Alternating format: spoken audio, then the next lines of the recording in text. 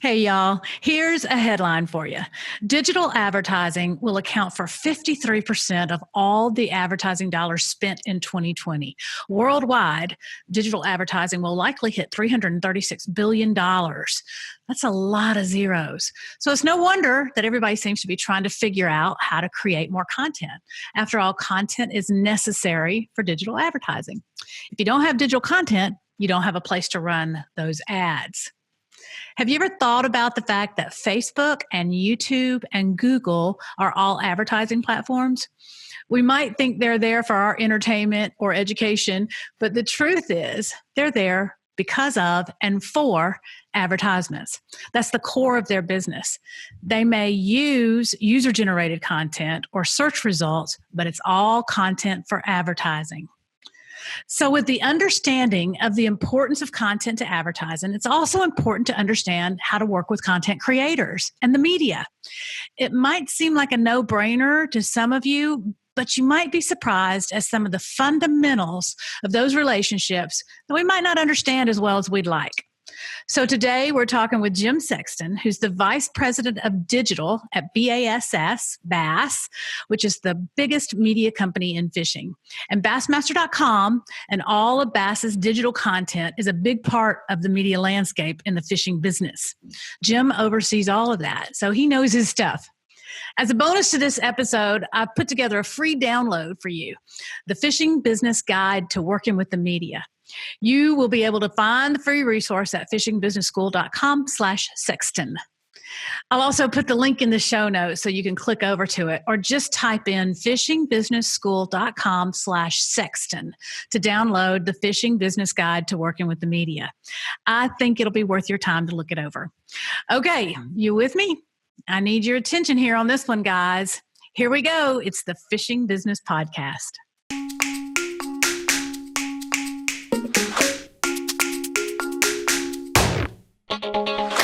All right. I'm excited, Jim. I'm very excited to be with you here today. You know, we've worked together. We worked together for probably 10 years, maybe. Yeah, and close to 9, but yeah, close to that. It was some of the best 10 years of my life. So, and you were a big part of that.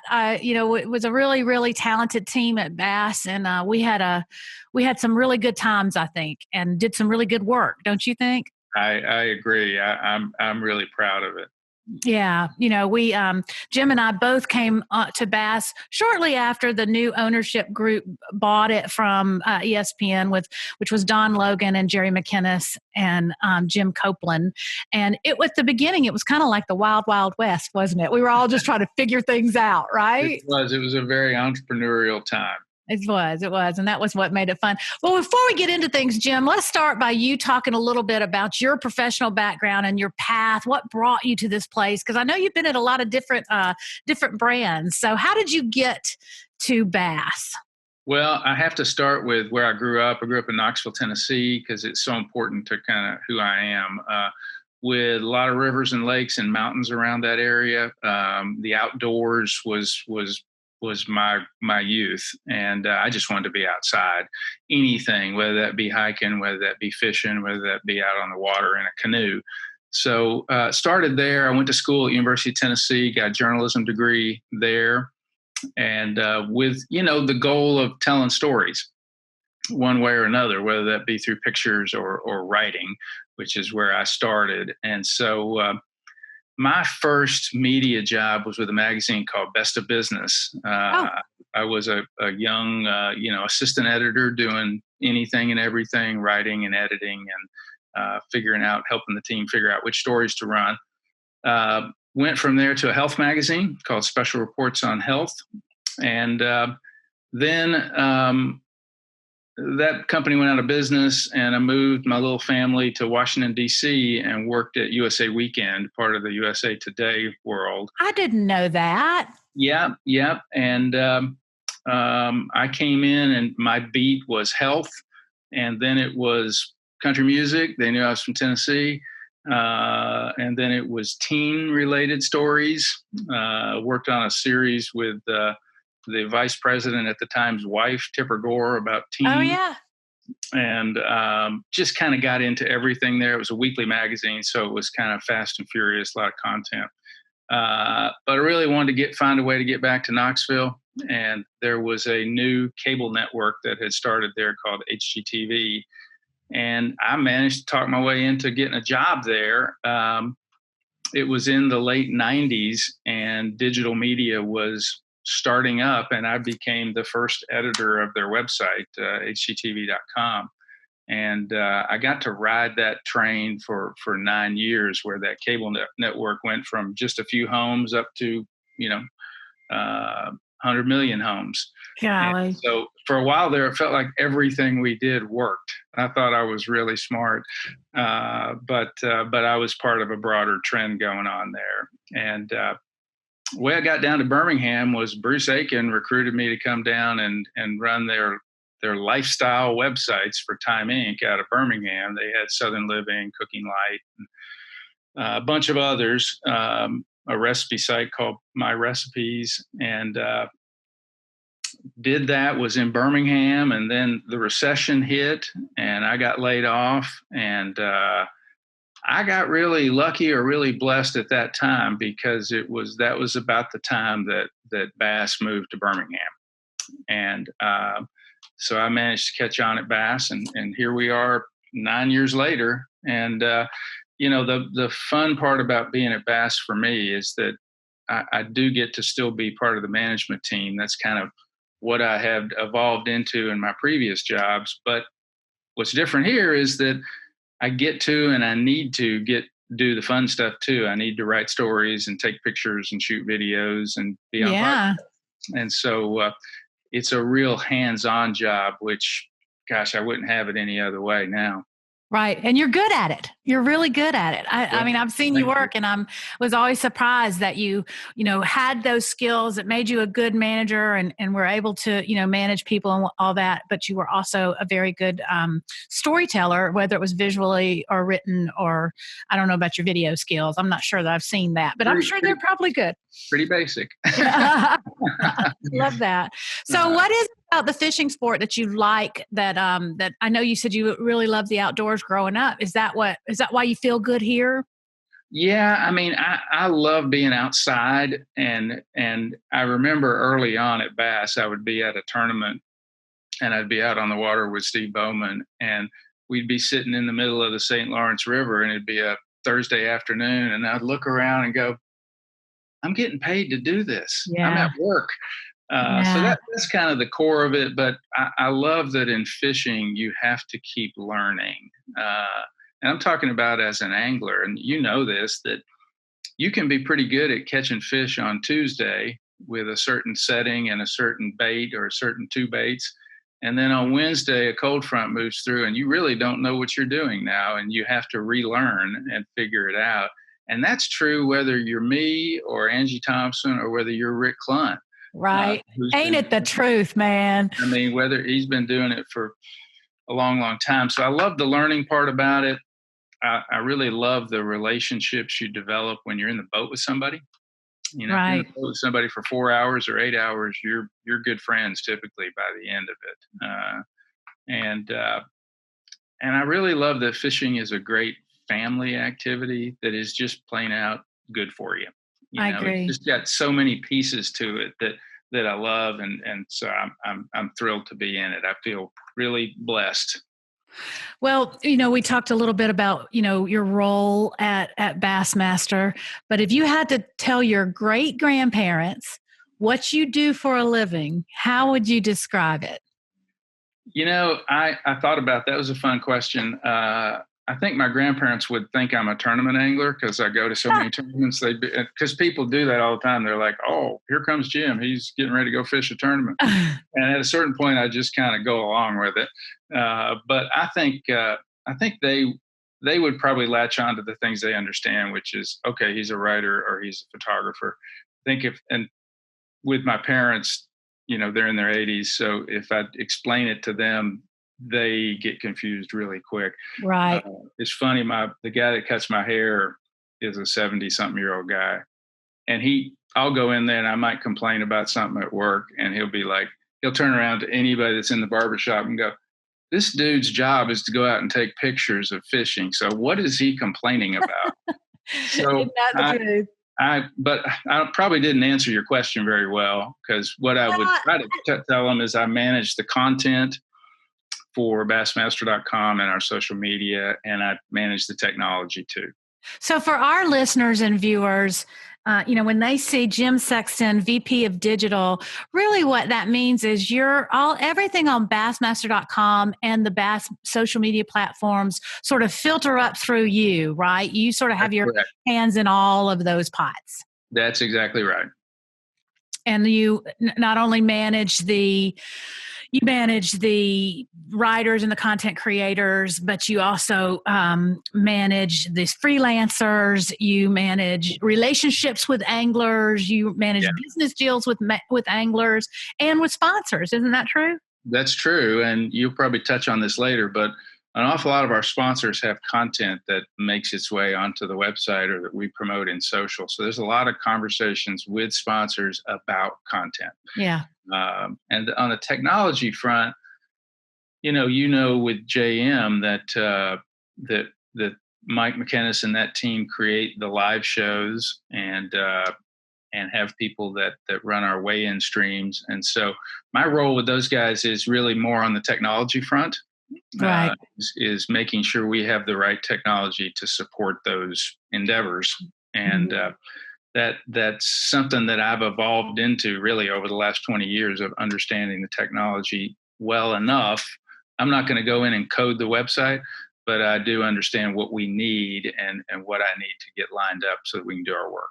We don't need you to code the website, Jim. We got plenty of people out there that do that. We need you doing what you're doing. And just to let you all know what Jim was saying there about JM Associates is the production company that I actually worked at for years and years and years and years since I was a little child. And it was founded by Jerry McInnes. His son, Mike McInnes, runs the company now. And it was a television production company that ended up, after the purchase of B.A.S.S by the new group that included Jerry and Don and Jim, they ended up buying JM and folding it into the B.A.S.S family. So they're actually part of B.A.S.S, but still sort of an independent production company based in Arkansas, in Little Rock, Arkansas. And you can't say they do all the television now. Really, you have to say they do most of the video content, wouldn't you say? Yep, that's accurate. I mean, we still have video content that other people produce, but JM probably does the lion's share of it. Correct. Gotcha. Okay. All right. Before we go to break, I'm going to take a short little break here, Jim. But before we do, what is something about you that people may not know about you? I'll tell you two things. You might know the first one. When I was in college, I worked in Yellowstone Park for 2 years. And the first year I worked in a tackle store on Lake Yellowstone that sold really primarily what we sold there were lures and fishing gears for that lake, which is in that lake. But I also fished on that lake, and it's awesome. Oh my gosh, cutthroat trout, yeah. But we also had a big fly fishing counter, so I got to know fly fishing a little bit too.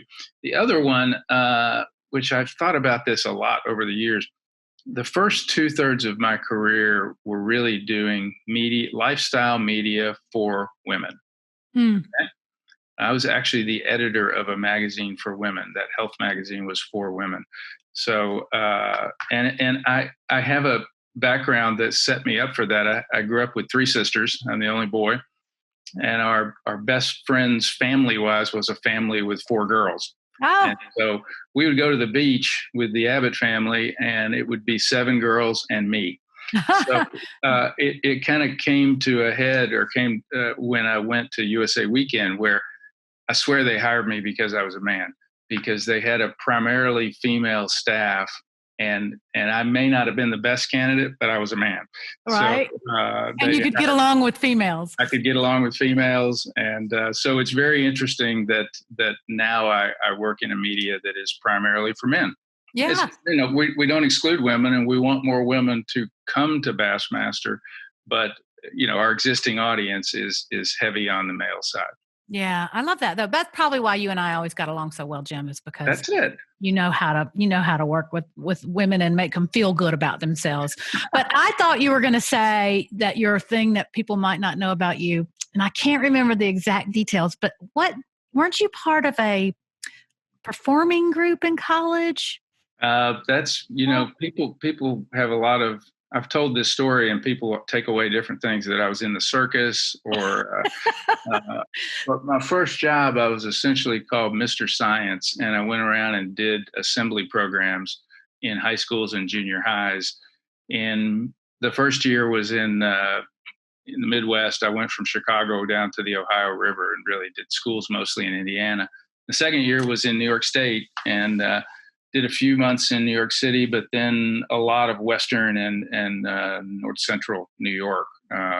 During the fall, spring, and winter, and so it was a performing show at schools. I did that for 2 years. I think I can see you doing that. And I think I remember seeing or hearing of a part of your presentation where you made your hair stand on end. Yeah, I'd put my hand on forget what this device was called, but static electricity caused your hair to stand up. And I actually had hair then, but I would typically get a girl or a boy with long hair to go up there to come out of the audience with me, and theirs would be much That's more. great. That's cool looking. great. I love that. I love that. All right, Jim, we're going to be right back on the Fishing Business Podcast with Jim Sexton, the VP of Digital at B.A.S S, B-A-S-S. We'll be right back.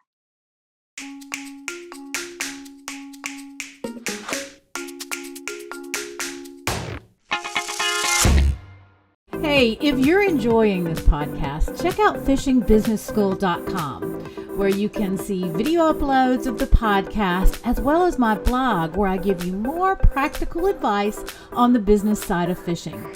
fishingbusinessschool.com. Come see me over there. All right, we're back on the Fishing Business Podcast with Jim Sexton from B.A.S.S. And Jim, right there at the end of that last segment, you said something that made me think this is a good takeaway for people at home listening. Our listeners and viewers may want to be professional anglers, but they also would love to have a job in the outdoor industry. And what you said there about your first job out of college being Mr. Science, and I think that's kind of informative of how especially people just coming out of college, shouldn't get too stressed out about what their very first job is. Mm. Because I think a lot of us that ended up here, when I hear their life stories, their first job didn't seem like it was pointing in this direction. Yeah, I think that's a great takeaway, particularly during this time when kids coming out of college in 2020, good grief, what a difficult career environment that is. So for me, I was trying to figure out what I wanted to do.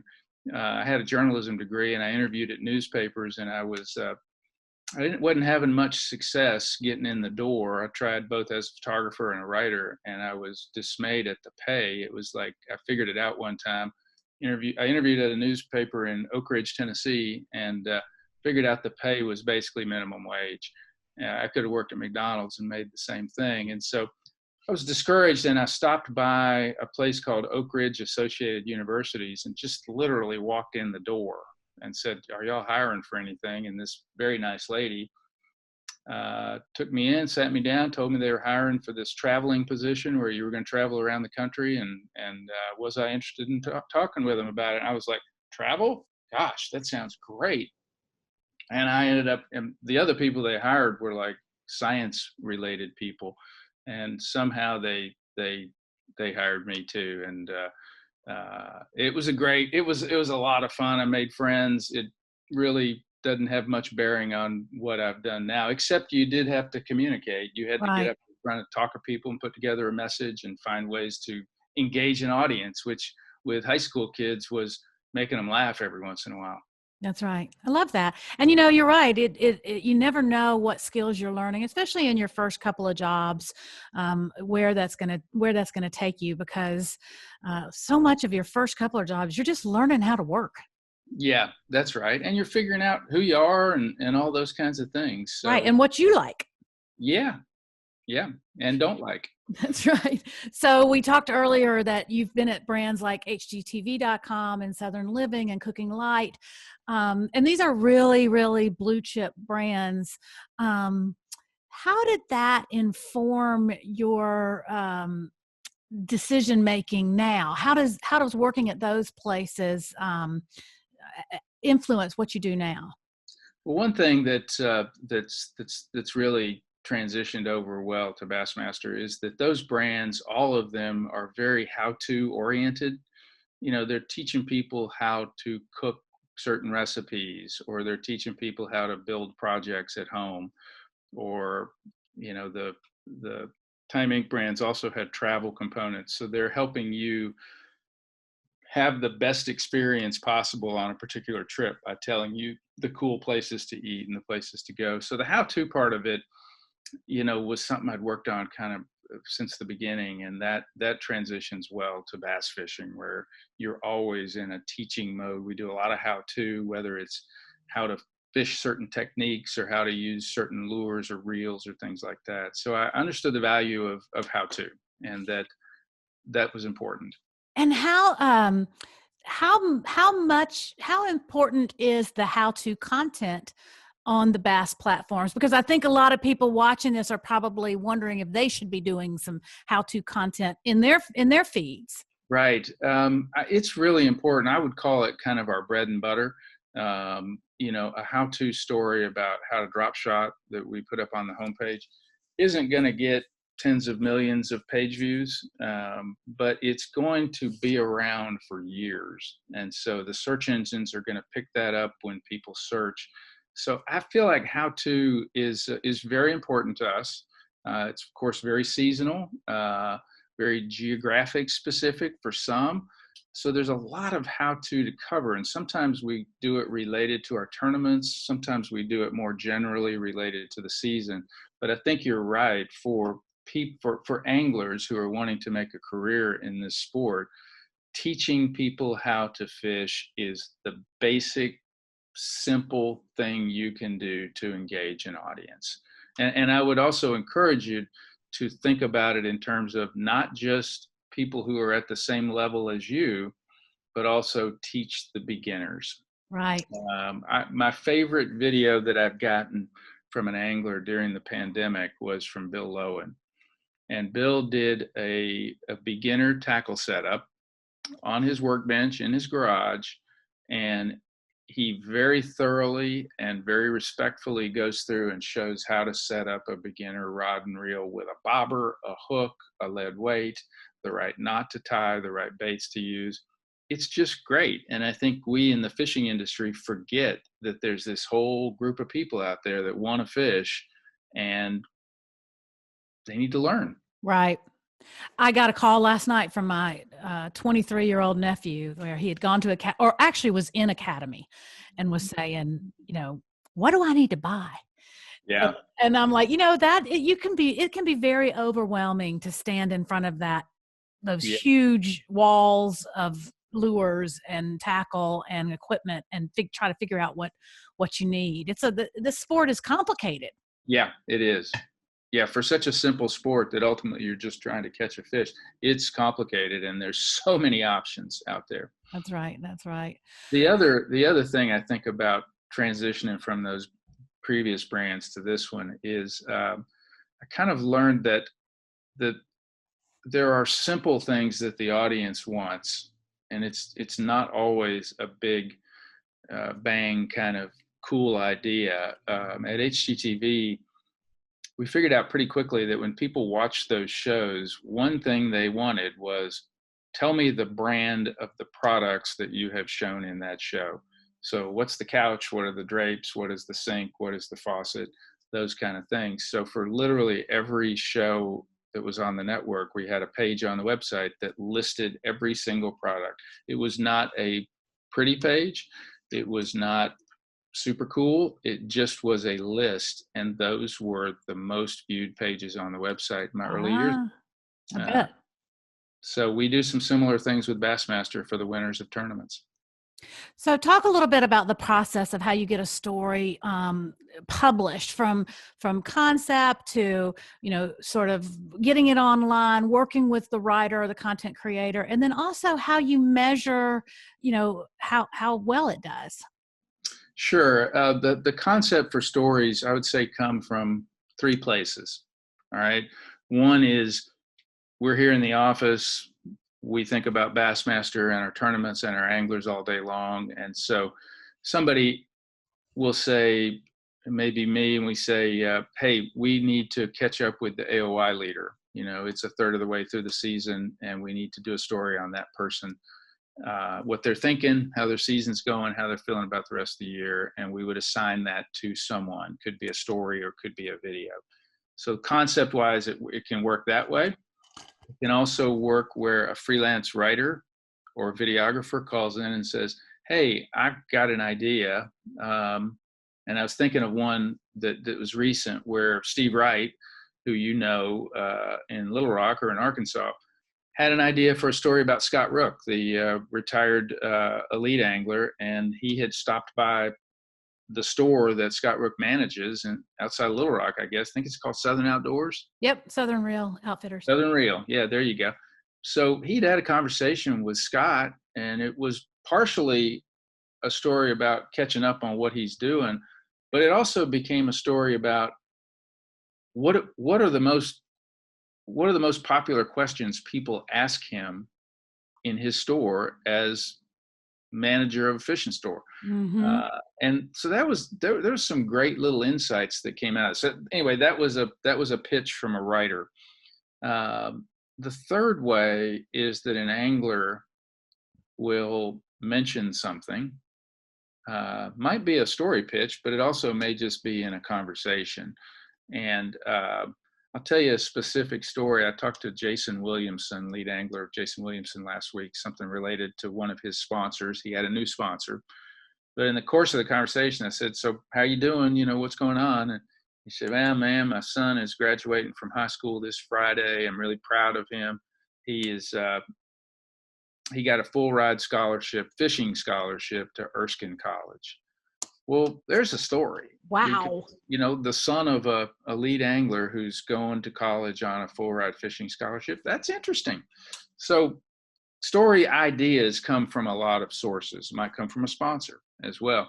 But anyway, that's the beginning part. That sometimes takes the most time. Then they write it, or we shoot it, or we send a photographer. The content gets done. It comes in-house. We have myself or two or three other people who will edit it and then publish it, which is put it into our content management system. It's basically you work in various buckets to put the text in, to put the photo in, to put the headline in. And thought goes into the headline because you want it to get people's attention. And I kind of, when I struggle for a headline, I think, what's the most interesting thing in this story? Because that's what people want to know about. So get a good headline on it and then hit publish. And we determine where it goes. Does it go on the homepage or a category page? How high up does it go? How low does it go? And then does it go into social media also? So once all that is done, you asked about the metrics. We use a couple of systems. One's called Adobe Site Catalyst, and we also use Google Analytics. And we check to see how that story or video performed, how many people clicked on it. It's almost like birthing a baby. You put it out there and then you see what happens. And so, we see how many people opened that story. And that gives you a sense of whether that topic was as good as you thought it was. Now, I have to ask this. Is the number of views or the impressions that content or story get, is it the be all end all for what kind of content you want to put on your platforms? I like that question because it's not. I'll give you an example. We do conservation content, and it's not always the most consumed, but it's important to the B.A.S.S brand. It's important to who we are.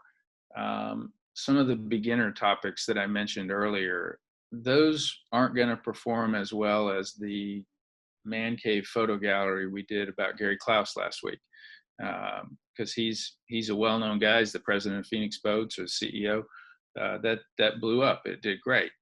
The story about you don't know how to fish, where should you go, isn't going to do that well because it's just a lot of our audience right now already knows how to fish, so it's not going to perform well. So I think there's kind of two categories. One is for our business to do well, we need content that a lot of people like. All right. That's what advertisers want to be in. But we're looking at furthering the sport, furthering who Bassmaster is as a brand. And all of those things aren't going to perform well initially. So we try to do both and do a fair amount of both. I love that. You know, my mentor at ESPN was a man named Bill Fitz, and he had been around forever and had done everything there was to do in sports TV, including, you know, he directed the very first Super Bowl and a lot of accolades. He's in the Sports Broadcasting Hall of Fame, and he told me one time, he said, Angie, you cannot get too caught up in ratings, because ratings aren't everything. They're important, but really there's somebody else's job to figure out. Our job is to tell good stories and to tell the right stories for the ESPN brand, right? Right. And but then on the other hand, you know, there were other people there that would also say at ESPN that would also say, until you go to work for PBS, public broadcasting, we do have to care about ratings. Yeah. We do have to care about the business side. Yeah. And one piece of that for us is on the website and in social is if we only cared about the numbers, then we really only do content about the superstar anglers in the sport. Right? Because they're superstars. People already know who they are. They like them. They want to click on the content about them. We know that.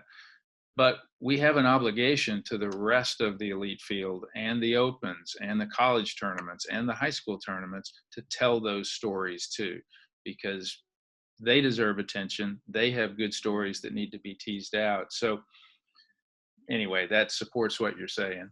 Got it. Yep. Got it. I agree. Okay. What do you, in your mind, if you could distill it down, because this is a very, very complicated question, but if you could distill it down, what does make good content?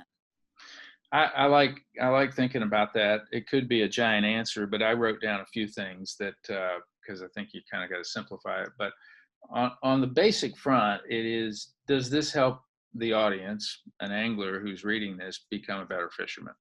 Okay, for Bassmaster, that's one definition of what is good content. We need to help people catch fish, catch bigger fish, that kind of thing. So thinking more on the how-to and gear side, and even on the tournament coverage side, that's a definition. And you know that with our live show, part of the goal of that show and part of what people get out of it is learning how to fish and learning how to fish certain techniques in certain locations. So it's not just entertainment, it's also, does it help the audience become a better fisherman?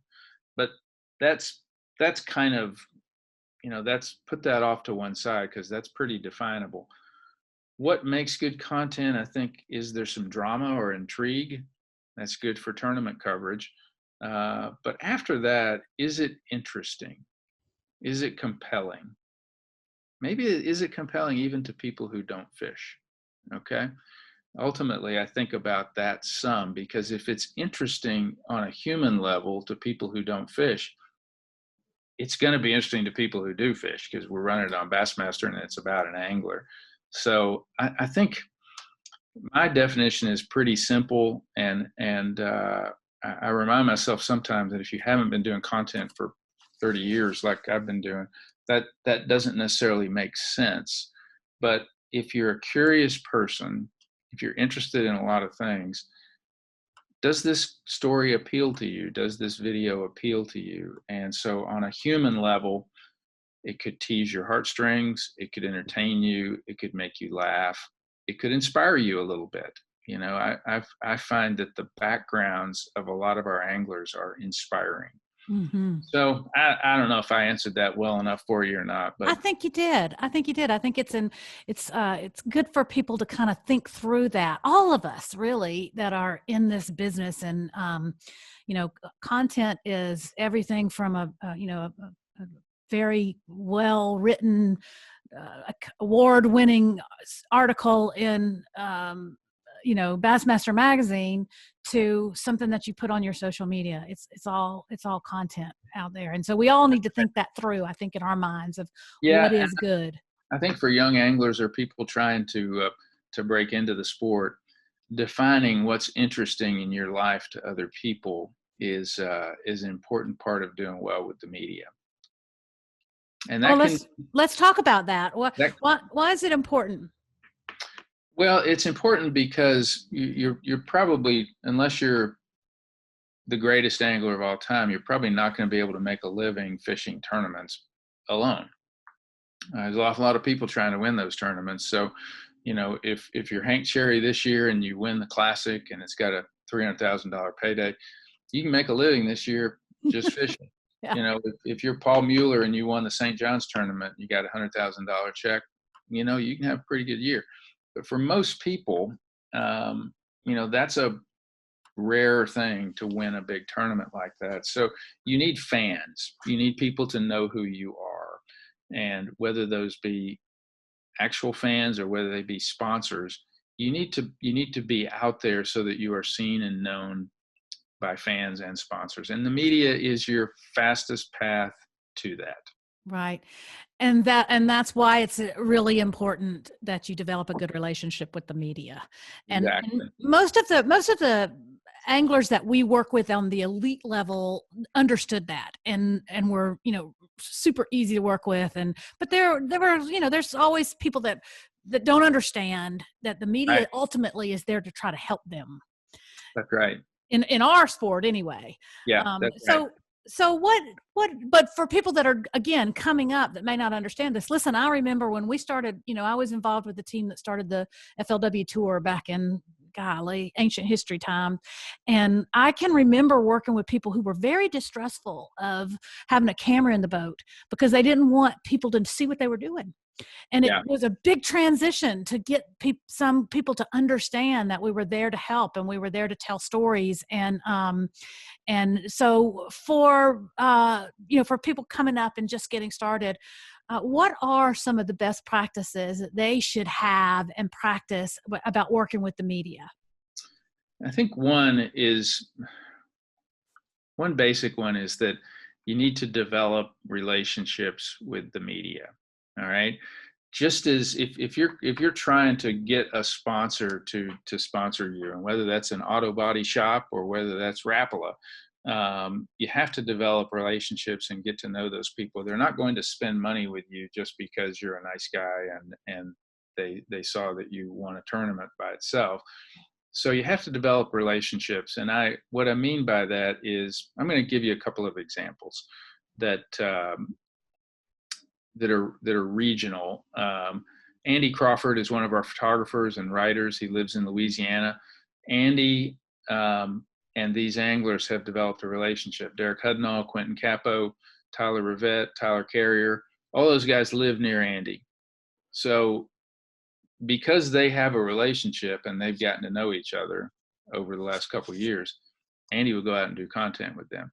And I know that I can hire Andy to go do content with them without sending him all over the country. He doesn't have to get on an airplane. He can just drive an hour and be with each one of these guys. So, and get good content. And get good content because he's a good content creator. So that scenario happens throughout our business here. Craig Lamb is in Nashville. He can get to Brandon Lester quickly, and Carl Jochimson and Brandon Card. So those developing relationships with content people, whether that be a local news reporter from a newspaper or from a TV station or something like that, I think sometimes that's as simple as talking to them, acknowledging them, showing them that they're important and that you respect them and care about them, or inviting them on a fishing trip. I was going to say, take them fishing, man. I mean, that's the easiest path. Who doesn't want to go fishing with somebody who's a professional angler? That's right. So that's one best practice. That's a big one. I think the other, and not everybody is a big talker, right? I wouldn't know anything about that, Jim. So, but I think when you're talking with media, you need to learn how to tell a story. All right. And that story can be about the tournament, but it can also be about something going on in your family or your father or your wife or girlfriend or something interesting you've done in your past. Being comfortable with telling a story about yourself is important, because that's what those media people remember. You Right. may have won that tournament, but if you also mentioned that growing up, your father was in the military and you lived all over the world, then they're like, oh, wow, okay, I've got something interesting to dive into here. So finding something that's kind of interesting, or you got a college degree in biology, or in high school you were the um, offensive lineman for your football team. Anything to help them get to know you as a person helps them remember you. I'm going to interrupt you one second here, because I think this is really an important distinction. And I remember an Elite Series pro in his rookie year, me talking to him, and I honestly can't remember why this subject came up, but the two of us were talking, and I said, you have to figure out what your story is. What is your story? And he was like, I don't have a story. Right. He's like, there's nothing interesting about I don't have a story. Well, as it turns out, he had gone and worked in Iraq for a couple of years to try to Right. get, to save up money and to qualify for it was an incredible story. And I'm like, Right. why, I think sometimes we tend to think our lives are just boring, run of the mill. And so how does a guy figure out what his story is and if it's interesting? I think you could sit down with a friend, and just say, um, "Let me tell you my life story," and you write down anything that you find interesting. Yeah. Something along those lines. The story you just told is a great example. Um, I believe that every human being has an interesting story in some form or fashion. It doesn't mean that they were a superstar, or that they started a business, or they did something amazing. There's something interesting. They may love to grow blueberries, or they may have good skills being an auto mechanic. There's just or something from their parents. Everybody's life story has something that is compelling and interesting. And A so hundred that'd be percent one way to agree. do it. You could write them down yourself. You could run them by somebody else and sort of test them out and say, what do you find interesting out of this? And ask that friend to ask you questions, follow-up Right. questions. It's a great idea. That's great advice. I love that. So what else? What else? Do you have any more tidbits for us? Tips I, on I, working with the media? I think the other thing that can be helpful is, what are the areas in your life that you're passionate about? Is it helping underprivileged kids? Is it the Asian carp on the Ohio and Mississippi and Tennessee River? I mentioned that one because Mark Menendez, one of our lead anglers, he's a fisheries biologist, and that's something that he's very passionate about. So anytime we need anything related to that, we go to Mark Menendez. But I think finding teasing out a few of the passions in your life, that's another angle that writers and videographers like to know about. I remember a video that JM did a few years ago about one of our Louisiana anglers. Geez, now I'm forgetting his name, but he raised cattle. Oh So yeah, here we have a guy pursuing a professional fishing career, and he raises cattle too, and that's pretty interesting. absolutely. I love that. So when you are talking with the media or working with them or getting interviewed or doing a story, do you think there's a conscious a guy should or a girl should make a conscious effort to shift their mindset from sort of a competition mode to an interview mode, especially at a tournament? Right. Yeah, I think you have to slow down a little bit, take a deep breath, and be able to tell the story of your day, and weave in a few details that keep it interesting. Showing the excitement and the passion and the breathlessness of your day. Let's say you had a terrible day, and in the last hour you caught 7 big fish and were able to cull up to 28 pounds. You know, the reporter or the videographer seeing your excitement there is not a bad thing. It's just you probably need to go into a little more detail, and be able to do it more than just with hand symbols, and then be able to tell that story. So I think, as much as anything, it's just take a deep breath, slow down, and really tell the whole thing. I want to tell you I'm going to tell a quick story and tell on Steve Kennedy. But when Steve first started at Bass, was an engineering major, and Steve has a very definite way of looking at things, and I love him like a brother, so I feel okay about saying this, but he's pretty black and white about a lot of things. And at the time, I was gathering some content for the digital team at tournaments where I would do these little anecdotes. I can't remember what they were called, but it was kind of like overheard, at the tournament. And I would try to get information out of Steve, and he would just never give me anything. I would go up to talk to him, and he just kind of would never. So I went to Julia, his wife, who is a good friend of mine, and I told her, I was like, what am I doing wrong? I can't ever get Steve. And she was like, oh, he doesn't realize you're trying to interview him. She was like, let me talk to him. So she comes back. She says, listen, I had a conversation with Steve last night. I told him, anytime anybody comes up to you and they're holding a pad and a paper, consider yourself being interviewed. Yeah. That's great. And that makes me think about, I think one thing that anglers one of the basic things they have to realize is that people working in the media, the writer, photographer, the videographer, it's their job to interview you, to get the story out so that the fans can read it. That's their job.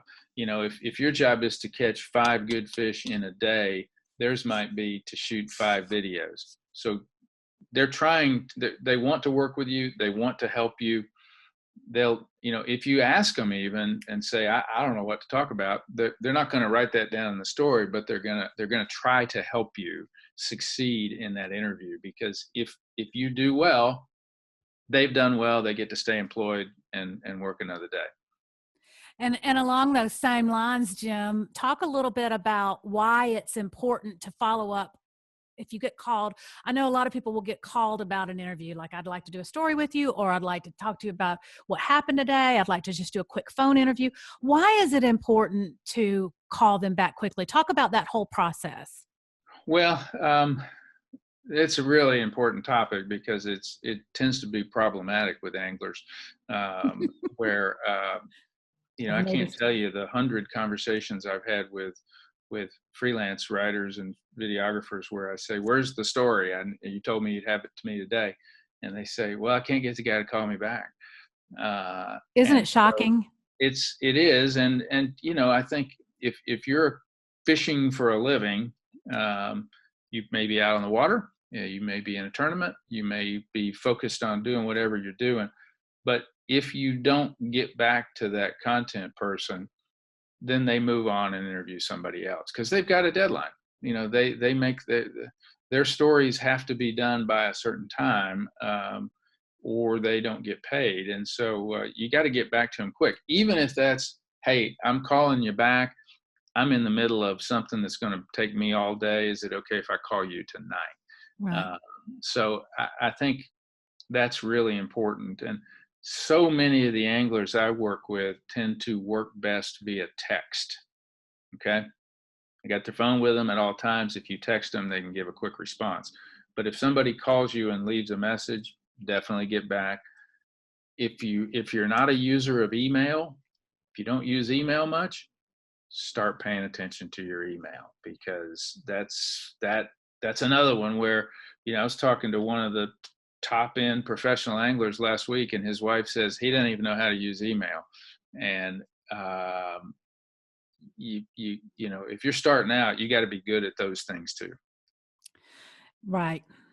I want to tell another quick story, but this time I'm not going to tell you who it is. But I used to produce this show for ESPN called Bassmaster University, and it was a how-to bass fish how-to show that aired on Saturday mornings. And it was a great time slot that got really great ratings. It was a terrific show, and we used pro anglers. And when you think about this, Jim, these were opportunities for these pro anglers to show their sponsor's product in use and how to use it, and on ESPN. And it was a huge opportunity. And one very, very well-known angler. I asked him to, we would sometimes shoot at the tournaments. So if someone got cut and they weren't going to be fishing on a Saturday, I would say, hey, can you come shoot this little segment with me for Mhm. Bassmaster University? We'll meet at such and such place, and I'll have the camera crew there, and we can knock it out in 30 minutes. You show me how to set up this reel. And one very, as I said, very well-known angler, we agreed to meet at 9 o'clock on Saturday morning, and he was an hour late. And I was astonished. I'm like, this is the ultimate for your relationship with your sponsor. It's the ultimate thing you can do for them.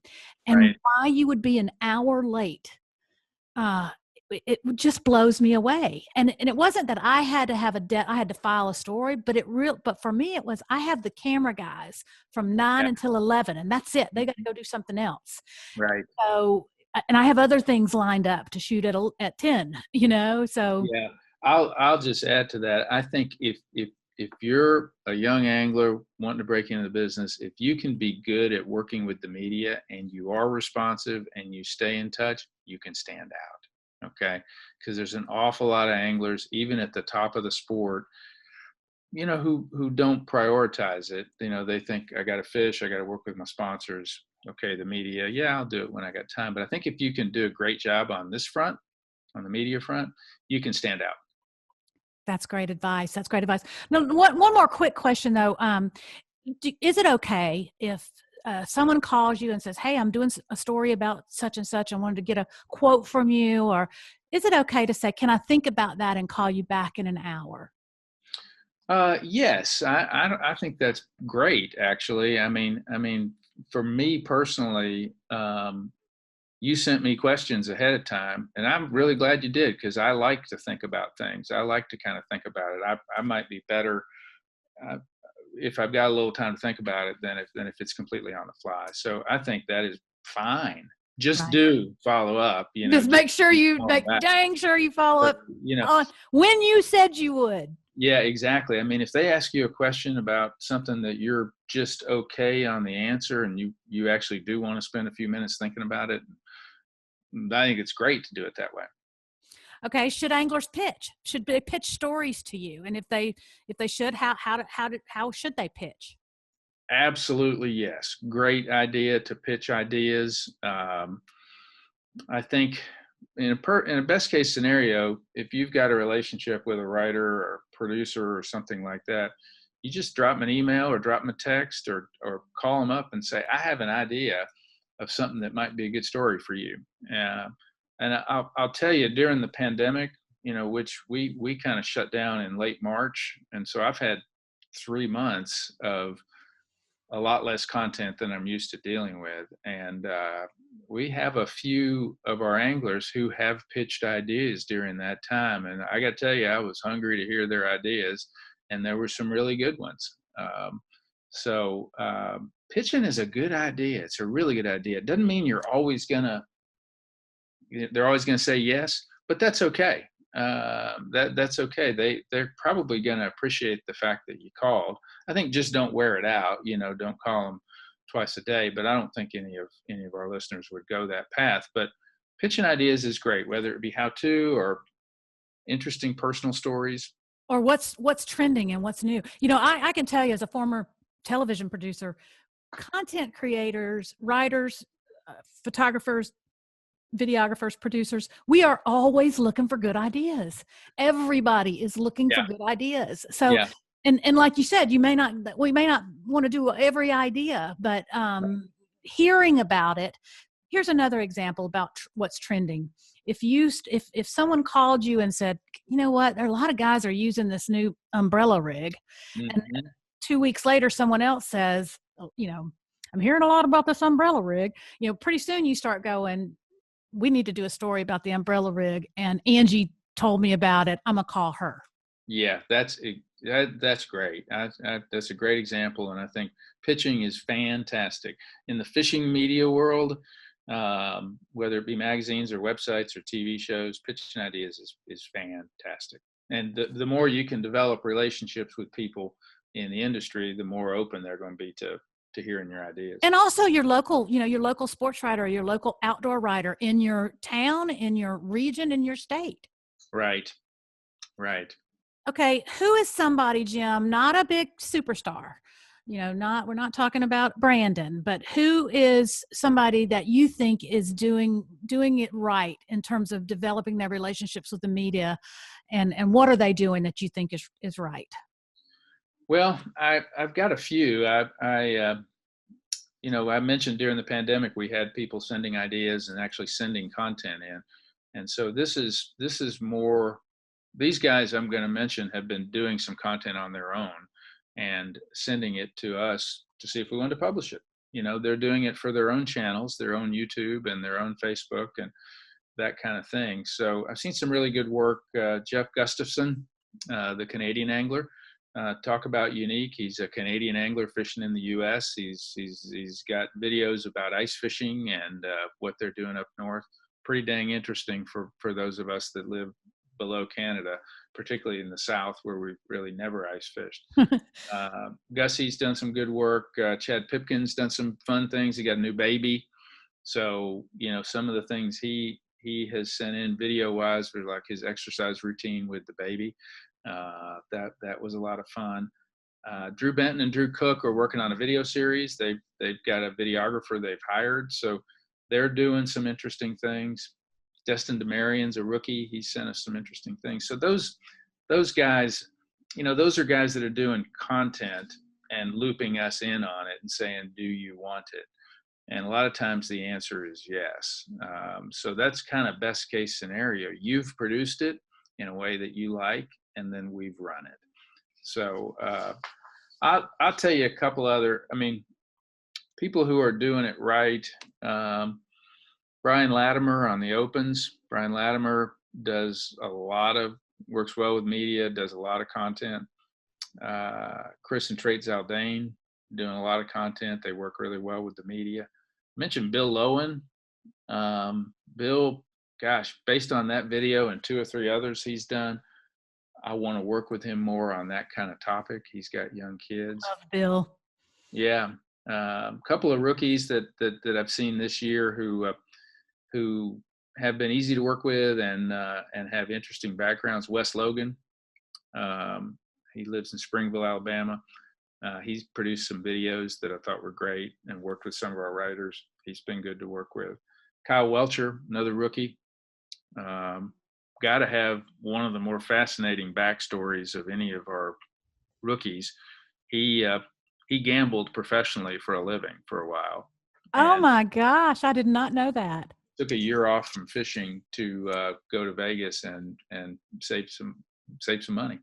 So Kyle's been great to work with and is doing some interesting content, and I could see him making a name for himself. So I've probably missed a lot of guys, which sorry about that, but I think there's a lot of good examples of guys who are stepping up, reaching out. They start to understand eventually that for them to succeed, they have to show up on our platforms. Right. What's your best advice on how to handle, it doesn't happen a lot in our sport, but what's your best advice on how to handle controversy? Well, I thought about it a couple ways. If you've made a mistake, let's say you got DQ'd for something, and I think about Derek Hudnall last year. He got DQ'd for he practiced on a day when it was off limits, and he realized it. He called in, he turned himself in, and he owned it. All right, he owned it. He said, "I screwed up." He didn't try to blame B.A.S. or call it a stupid rule or something like that. And then he actually came to the tournament and served as one of our media boat drivers. So I think if it's a mistake you've made, owning it, that's what we all like to see from the people who we know and work with.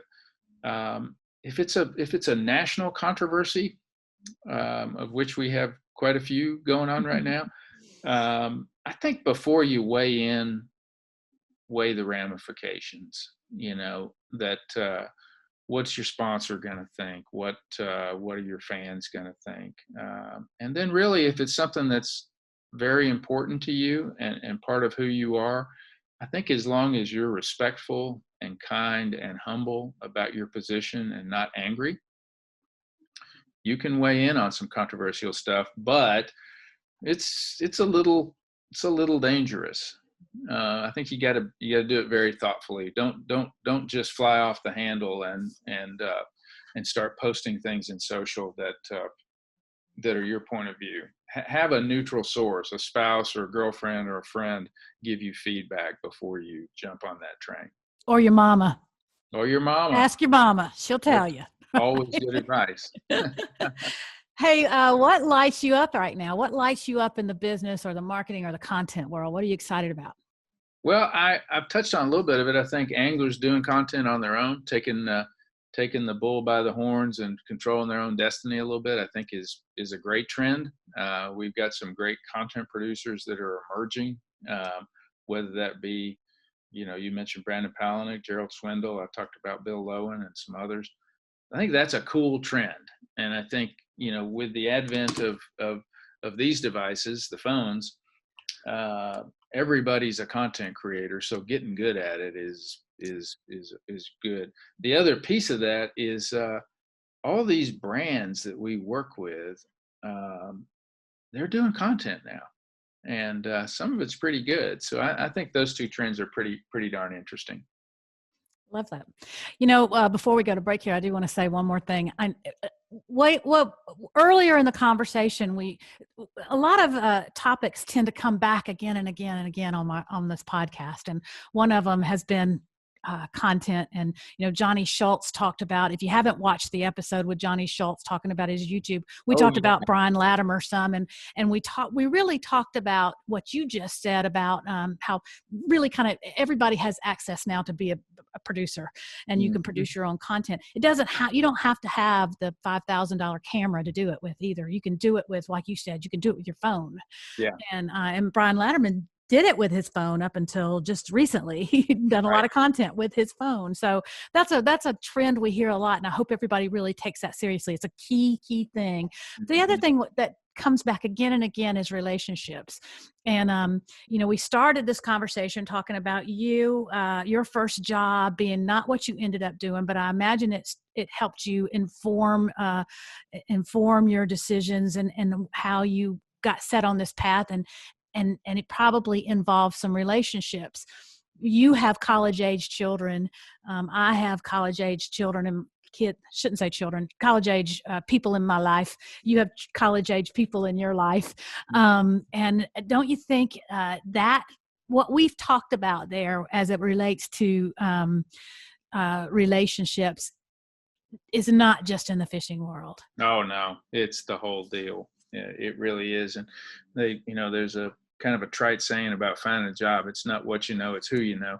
And that bothers me a little bit, because that means you have to know people to find a job. And sometimes that's hard. My daughter's looking for a job right now, and it's a hard time to be looking for work. And she's frustrated because she doesn't have necessarily the connections in the field that she has.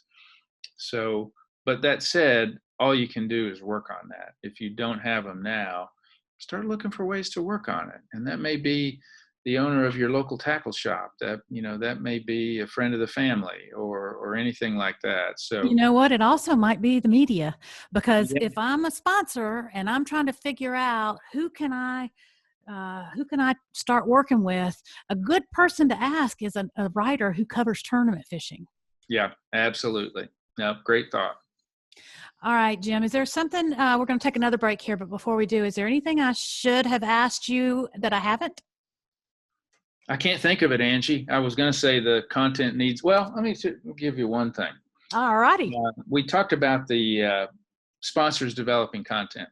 Okay. A lot of them are doing it. A lot of them are doing it really well. They've hired people that work at most of the big companies, and even the small ones too, have writers and videographers on staff. So as an angler, if you're thinking about how to engage with media, part of that is working with the media people at your sponsors. And that, I think that's going to be more and more true, even for small local companies. They're going to know of a writer or a videographer, and they're going to send them to you and say, I want you to work on this video with him or her. And so that's a new wrinkle that's out there now. It's not just media people like me who are in media organizations. It's the media people at sponsors. And that's your bread and butter right there. That's right. Another important relationship to maintain. Yeah. We're going to be right back. Take another quick break, and we'll be back with Jim Sexton from B.A.S.S.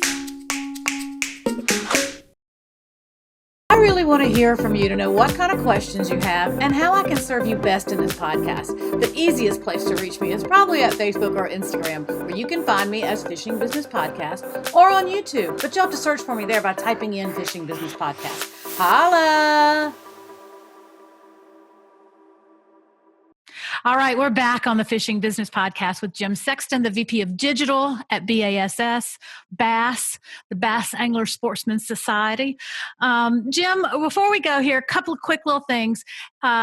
Actually, before I say this, I do want to remind everybody that I'm going to have a freebie for you to download here at this URL. I haven't decided what it is yet, but it'll probably be fishingbusinesschool.com/Sexton, SEXTON. That's where I'll put it so that people can download it there. But how does a newcomer stand out? How does somebody new to the sport or new to the industry get the attention of someone like you?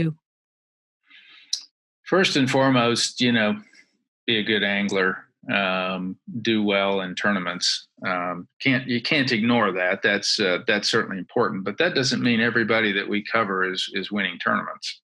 If so, we'd only have, a few dozen stories a year. So I think after that, it's getting our attention with something about you. Okay. We talked about this earlier, but find the things about you that people find interesting. All right. It doesn't have to be something super sexy. Our angler that's from Upper Wisconsin has a business as a tile setter. That's interesting to me. I like that because it's, he's a real working dude who's trying to make a living in fishing. That's interesting. And there's a whole audience. And I know in my job, there's a whole audience of people like him who would like to do the same thing. So find those interesting things out about you. The other that we've talked about, be prompt, follow up, make return phone calls. Again, if you do those well, if you're a good follow-up person, if you're a good detail person and you answer calls, you will stand out. All right. It's amazing how many people don't do that well. So that's the easy thing. Do the easy thing first. Man, it's low-hanging fruit. It is low-hanging fruit. Yeah. Jim, thank you so much for spending your time with us today. I know you've got a lot to do, and I appreciate you spending the hour with me and with us. And I hope we can do it again sometime. I look forward to it, Angie. It's been a pleasure. Jim Sexton is a veteran of the media industry and a real asset to the fishing business. And we're lucky we got a chance to pick his brain today. Don't forget now to download the Fishing Business Guide to Working with the Media at fishingbusinessschool.com/Sexton, SEXTON. I'll put a link in the show notes here so you can head on over and download this free resource. This episode focused heavily on content and particularly video content. If you haven't watched the Fishing Business Podcast with Johnny Schultz from a few weeks ago, you should definitely go back and check that out. It's all about developing video content, and there's a free download with that episode too. Angie and Johnny's list, which is a list of our top tools and tips for creating good videos. It's a good resource for you, and it's free. I'm loading y'all up with free resources. So please take advantage of it. That's it for this week's show. You heard us talking here about JM, the company that's the production arm of B.A.S S, and where I spent a large part of my career as a television producer. Well, JM is named for Jerry McInnes, and I'm going to close things out the way JM always closed his television show, The Fishing Hole, by dedicating this to Dad. He always had time to take me fishing. Thanks, y'all.